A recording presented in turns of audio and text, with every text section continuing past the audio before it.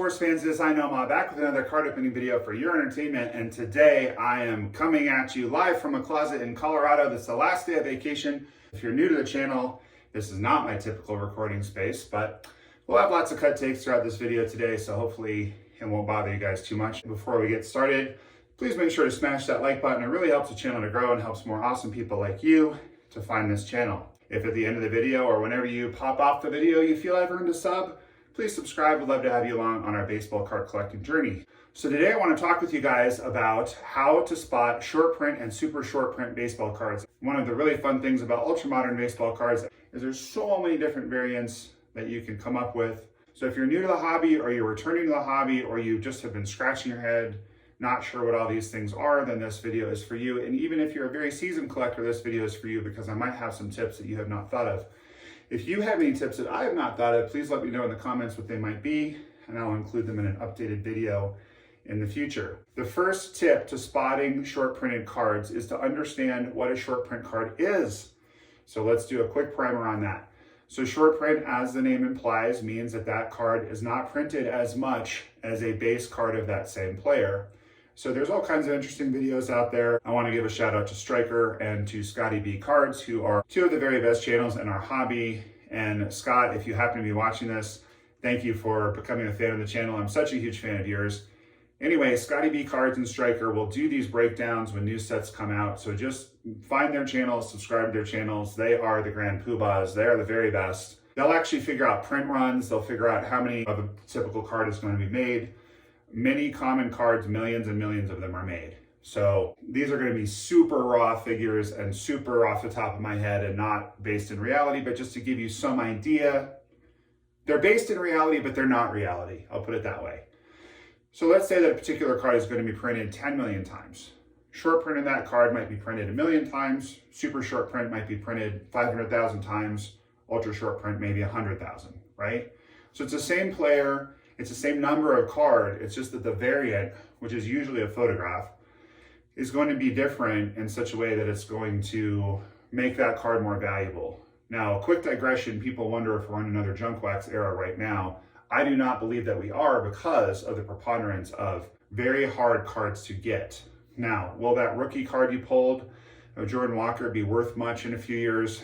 It depends. It depends on how well he does, and it depends on how many millions of that card were printed. If you get a super short print of this card and he has a halfway decent career, then yeah, that card's going to hold its value. So these are great cards to chase. So just being aware that there are short print, super short print, and ultra short print cards out there, knowing the differences between them, and doing your research. Let's talk about research a little bit. That's going to be the second step. So Cardboard Connection and Beckett both do really good reviews of every new product before it comes out. So if you're looking at, let's say, 2024 Topps update, which as of the recording of this video has not come out yet. It's not close to coming out yet, but when we get there in a month or two, you'll just want to put it into your search bar and see what pops up. More than likely, Cardboard Connection and Beckett will both pop up. I usually like to go with Beckett. They'll give a very in-depth analysis of that product. Let's look at Topps 2024 Series 2, since that actually is out. So if you look at this, you'll see it's going to give you an overview of the product. It's going to give you a checklist of the product. It has very convenient tabs that show you which thing you're looking for, whether you want the autograph checklist, you want the relic checklist, you want the short print checklist, the variant checklist, whatever. And typically they'll even have pictures of all of the variants so that you know what you're looking for. We want to do our research so that we know what are the codes, and we're going to get into codes in a minute, and what are the actual variants that we're looking for. I also want to stop for a quick second and talk about the difference between an insert and a short print. So inserts are not printed in as much volume as base cards. However, they're not considered short prints because the amount of the insert that was supposed to be printed got printed. It's not a short printed card, even though less of them exist than the base card. And generally the base card is more valuable than the insert, so go figure, the market is a funny place. So now we know what we're looking for. As you're opening cards, pay attention. If you've ripped a lot of a certain product, like for example, I've ripped a ton of 2022 Topps Heritage High Number. I think it's super undervalued.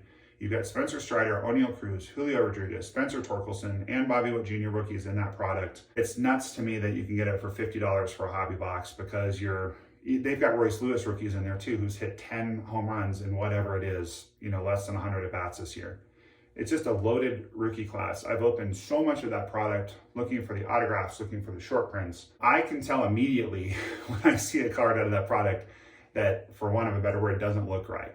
So if you open enough of a product, just pause if you're going through, as you're going through cards and you see a card that looks different, it probably is. So let's talk for a quick second about Heritage, and then we'll talk about Flagship. So in Heritage, you're going to have different kinds of variations, such as a photo variant. You're going to have flip stock variants where the front and back stock has been reversed. You're going to have team swap variants where the colors of the team are different. You're going to have error cards where there's nothing printed on the back. All kinds of variants in Heritage. Now, one of the many, many, many things that I love about Heritage is that if you don't know from the front of the card, you can turn it over on the back and it'll actually show you. You don't even need to look up the code, although you can. But it'll actually show you somewhere on the back of the card, it will say throwback, image, error. You'll see a word. 2024 Topps, Topps Heritage, it's a little tricky because it's in the bottom left corner. 2022 Topps Heritage, it's really easy. It's right next to the number of the card. 2023 Topps Heritage is kind of in between. But if you know where to look, and again, all you have to do is do your research to know where to look. Heritage is a really easy product in which to find your variants because it's just going to be right there. You don't have to look up the code. So the other thing that you want to pay attention to is here recently, like for example, in 2024 Topps Series 2, all of the variant cards are backwards. That's true in, I believe, 2024 Topps Heritage as well. But if you go back a few years, sometimes the cards are just mixed right in. And in 2024 Bowman and in 2023 Bowman, they're not mixed in. So if you're looking for a chrome image variant, for example, from 2023 Bowman Draft, which I've been opening a lot of lately, looking for Paul Skeens and Tom Brady, I recently found a Jackson Holiday image variant. The way that I knew was because I had paper cards, then a couple chrome cards, then another couple paper cards, then a random chrome card. Well, that was the variant. So sometimes they're turned around or sometimes they're out of sequence. So the third tip is just to, as you're going through, if something looks wrong, it's collated funny, it's backwards, it looks like the wrong card, if you will, for want of a better word, it's probably a variant. The unbeatable method, the granddaddy of all methods, but also the least fun and most tedious method is to look at the codes.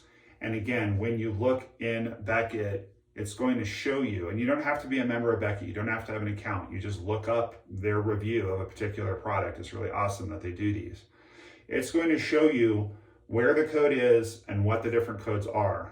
So especially in Flagship, this is helpful, and in Bowman, it's helpful, because in Heritage, you don't have to worry about it because it's going to be written on there somewhere, although you can also look up the code in Heritage. So once you know what the code is for the various variants, you know that if one of those codes is present, that's a short print card. Having said that, you don't need to memorize all of the different codes for the different variants. In my opinion, that's a waste of time. All you have to do is memorize the base code variant, and then as you're going through, if you see something that's not that, then you probably have a short print. Now, there are a few caveats to this. For example, an all-star card from Topps is going to have a different code. That doesn't mean it's a short print card. But if you pay attention and you just take out all the cards that don't have the base card code, and then you cross-reference that with the Beckett codes, then you'll know exactly what your card is. Then you can look up the book value, you can look up comps on eBay, and so on and so forth. Now, there is something important to say. For those of you that are, what do we want to say, 40 and up, 45 and up, I'm in that second category, believe it or not. I mean, I know I'm well preserved, but I am in my late 40s. Your eyesight starts to go.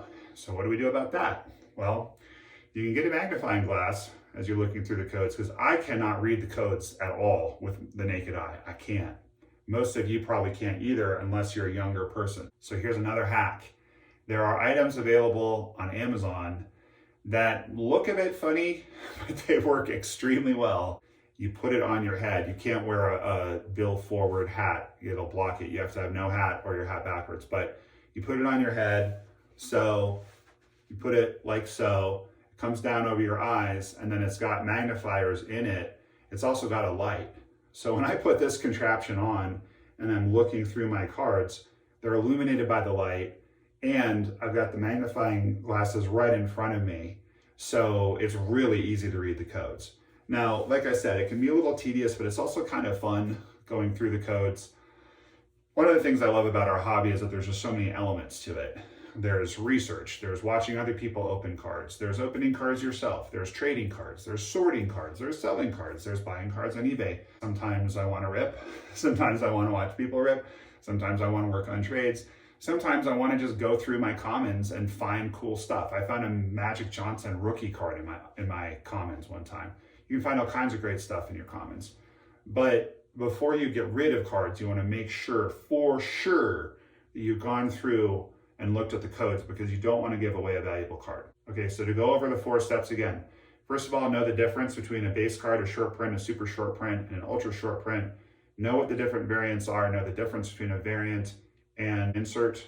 Secondly, figure out what those look like by doing your research. Thirdly, as you're going through packs, just be very careful. Use your eyes. Don't rip through so fast that you miss something that seems out of the ordinary. And fourth, last but not least, and most importantly, just look on the back, look for the codes, and then you will know. Now, obviously, there's a 5th possibility, which is if you want to do a super deep dive and just memorize what all of the variants of a particular set look like. If you have an extraordinary memory and plenty of free time, you can do that, of course. But I don't think most of us have the time or brain power to do that. So I hope that you guys enjoyed this video. Please consider supporting me on Patreon or becoming a member of the channel, as you will get all kinds of cool benefits if you do that. And thank you so much for watching. Please let me know in the comments if there's any tips that I missed, and also let me know in the comments if you find any cool short prints based on this information. I hope that it's helpful. I thank you so much for joining me. And please keep that big smile on your face, because baseball cards are awesome and NOMAH loves you. I will see you next time. Thanks for watching, everybody. What's up? I'm Kevin Millar. NOMAH loves you.